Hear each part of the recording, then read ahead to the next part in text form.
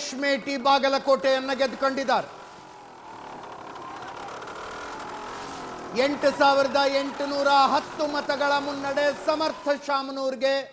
ದಾವಣಗೆರೆ ದಕ್ಷಿಣದಲ್ಲಿ ಶಾಮನೂರು ಶಿವಶಂಕರಪ್ಪನವರು 27,000 ಮತಗಳ ಅಂತರದಿಂದ ಗೆದ್ದುಕೊಂಡಿದ್ದ ಕ್ಷೇತ್ರ.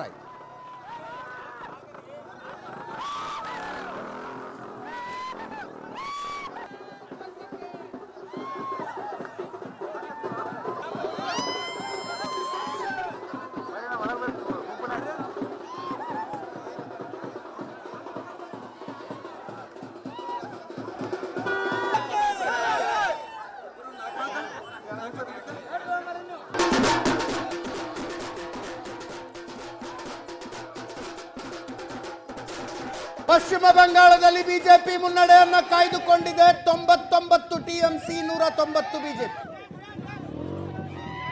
ತಮಿಳುನಾಡು ವಿಜಯ್ ಮ್ಯಾಜಿಕ್ ನಡೆಯಿತು. 105 ಕ್ಷೇತ್ರಗಳಲ್ಲಿ ಮುನ್ನಡೆಯಲ್ಲಿದ್ದಾರೆ.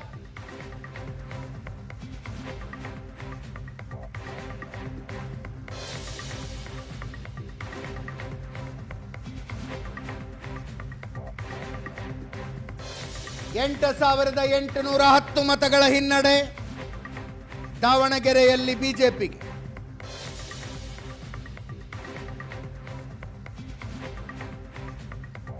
ಸಮರ್ಥ ಮತ್ತೆ ಮುನ್ನಡೆಯನ್ನು ಹೆಚ್ಚಿಸಿಕೊಂಡಿದ್ದಾರೆ. 9,952 ಮತಗಳ ಮುನ್ನಡೆ.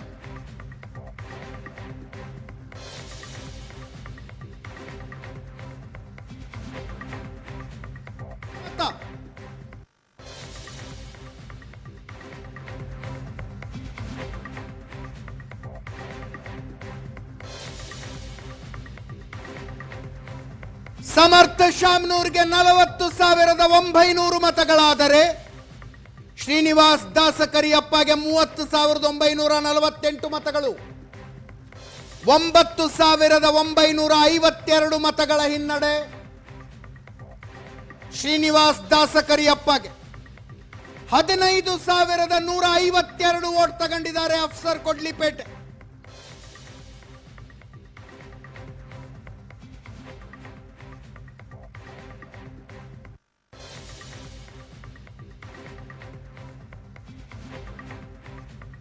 ಉಳಿದ ಮುಸ್ಲಿಂ ಅಭ್ಯರ್ಥಿಗಳು ಯಾರೂ ಕೂಡ ಹೆಚ್ಚು ಮತಗಳನ್ನು ಗಳಿಸಲಿಲ್ಲ.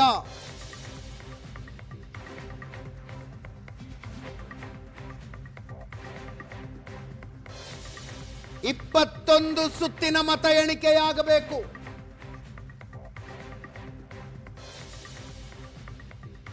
ಇದುವರೆಗೂ 12 ಸುತ್ತುಗಳ ಮುಗಿದಿದ್ದಾವೆ. 13ನೇ ಸುತ್ತಿನ ಮತ ಎಣಿಕೆ ನಡೀತಾ ಇದೆ.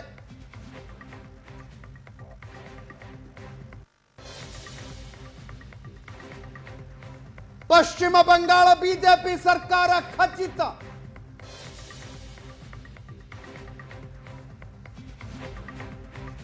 ಬಿಜೆಪಿ ಸರ್ಕಾರ ಖಚಿತ. ಪಶ್ಚಿಮ ಬಂಗಾಳದಲ್ಲಿ 190 ಕ್ಷೇತ್ರಗಳ ಭರ್ಜರಿ ಮುನ್ನಡೆ.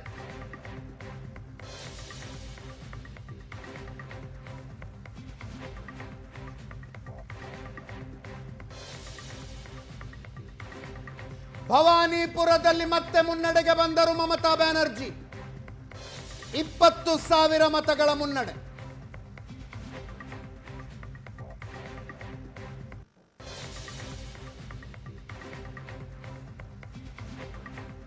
ಕಳೆದ ಚುನಾವಣೆಯಲ್ಲಿ ಇದೇ ಸುವೇಂದು ಅಧಿಕಾರಿ ವಿರುದ್ಧ ನಂದಿ ಗ್ರಾಮದಲ್ಲಿ ಸೋಲು ಕಂಡರು ಮಮತಾ ಬ್ಯಾನರ್ಜಿ.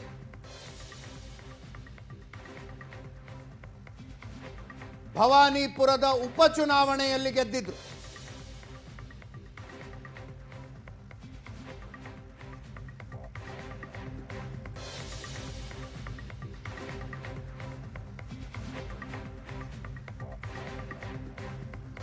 ಚುನಾವಣಾ ಆಯೋಗದ ವೆಬ್ಸೈಟ್ ಪ್ರಕಾರ 94ರಲ್ಲಿ ಟಿಎಂಸಿ ಮುನ್ನಡೆ.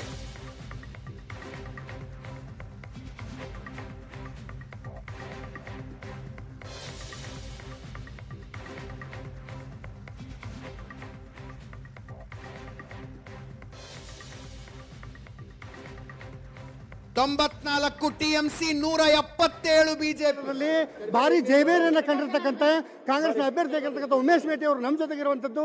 ಅವ್ರು ಏನು ಹೇಳ್ತಾರೆ ಅಂತ ಕೇಳೋಣ. ಸರ್, ಇವತ್ತಿನ ದಿವಸ ಭಾರಿ ಅಂತರದಿಂದ ಗೆಲುವನ್ನೇ ಕಂಡಿದ್ರಿ, ಏನು ಹೇಳಿ? ಎಲ್ಲರಿಗೂ ನಮಸ್ಕಾರ. ಇದು ನನ್ನ ಗೆಲುವಲ್ಲ, ಇಡೀ ನಮ್ಮ ಬಾಲ್ಕೋಟ ಮತಕ್ಷೇತ್ರದ ಜನರ ಗೆಲುವು, ನಮ್ಮ ಹಿರಿಯರ ಗೆಲುವು, ನಮಗೆ ಸರ್ಕಾರದ ಗೆಲುವು, ಎಲ್ಲರೂ ಅವ್ರದೇ ಗೆಲುವು, ಅವ್ರದೇ ಇವತ್ತು.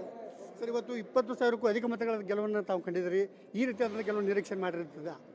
ಹೇಳಿದ್ದೇವಲ್ಲ ತಮಗೆ, ನಾವು ಇಷ್ಟು ನಿರೀಕ್ಷೆ ಅಂತ ಬರ್ತೇವೆ ಅಂತ ಹೇಳಿದ್ದೇವಲ್ಲ.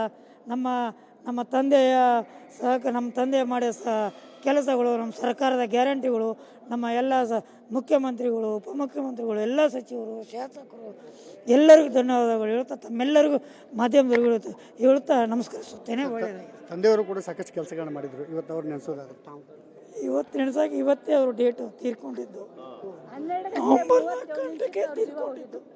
ಇವತ್ತೇ ಅವ್ರು ತೀರ್ಕೊಂಡಿದ್ದು. ಅದೇ ಇವತ್ತೇ ಅವ್ರು ತೀರ್ಕೊಂಡಿದ್ದು 4ನೇ ತಾರೀಕು ನವೆಂಬರ್ 4. ಇವತ್ತೇ ಇದು ಒಳ್ಳೆ ಸುದ್ದಿ. ಅವರು ಸತ್ತಿದ್ದು 4ನೇ ತಾರೀಕು ಇವತ್ತೇ ಆಗಿದೆ. ಕ್ಷೇತ್ರದ ಜನತೆಗೆ ನಾವು ಹೇಳುತ್ತೆ ಎಲ್ಲರಿಗೂ ಧನ್ಯವಾದಗಳು.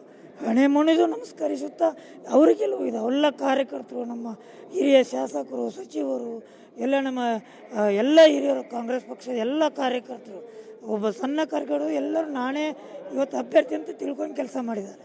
ಸರ್, ಇವತ್ತು CM ಅವರು ತಮ್ಮ ಪರಮಾಪ್ತನ ಕ್ಷೇತ್ರನ ಉಳಿಸ್ಕೊಳ್ಳೋಕ್ಕೆ ಸಾಕಷ್ಟು ಪ್ರಯತ್ನ ಮಾಡಿದ್ರು, ಅದರಲ್ಲಿ ಯಶಸ್ವಿಯಾಗಿದ್ದಾರೆ. ತಾವೇನು ಹೇಳ್ತಾರೆ? ಅವ್ರದ್ದೇ ಅಲ್ರಿ, ಅವ್ರದ್ದೇ ಎಲ್ಲ ಮಾಡಿದ್ದು, ಸಾಹೇಬ್ರ ಮಾಡಿದ್ದು ಎಲ್ಲ ಅವ್ರದ್ದೇ. ನಮ್ಮ ತಂದೆ ಇಲ್ಲ ಅಂತ ಅವರೇ ನಮ್ಮ ತಂದೆ. ನಮ್ಮ ತಂದೆ ಇಲ್ಲ ನಾವು ಚುನಾವಣೆ ಮಾಡೋಕೆ ಹಾಕಿದ್ದಿಲ್ಲ, ಅವರೇ ಚುನಾವಣೆ ಮಾಡಿದ್ದಾರೆ ತಂದೆಯವರೇ. ಆ ತಂದೆ ಇಲ್ಲಂದ್ರೆ ಈ ತಂದೆ ಮಾಡಿದ್ದಾರೆ. ಅದೇ ಇವತ್ತಿಗೆ 4ನೇ ತಾರೀಕು 6ನೇ ತಿಂಗಳು ಇವತ್ತು ನಮ್ಮ ತಂದೆಯವರು ತೀರ್ಕೊಂಡಿದ್ದು. ಇವತ್ತು ಅದೇ ಡೇಟೇ ಬಂದಿದೆ. ನವೆಂಬರ್ 4 ತೀರ್ಕೊಂಡಿದ್ದು, ಇವತ್ತು ಮೇ 4, ಇವತ್ತು ಅದೇ ಡೇಟ್ ಬಂದಿದೆ. ಇದಿಷ್ಟು ಉಮೇಶ್ ಮಾತಾಡಿದ್ರೆ ಮಾತಾಗಿರುವಂಥದ್ದು. ಬಾಗಲಕೋಟೆಯಿಂದ ಕ್ಯಾಮ್ರಾಮನ್ ಮಂಜುನಾಥ್ ಕರ್ಗಲ್ ಜೊತೆ ಮಲ್ಲಿಕಾರ್ಜುನ ಸ್ಮಣಿ, ಏಷ್ಯಾನೆಟ್ 7 ನ್ಯೂಸ್ಗಾಗಿ.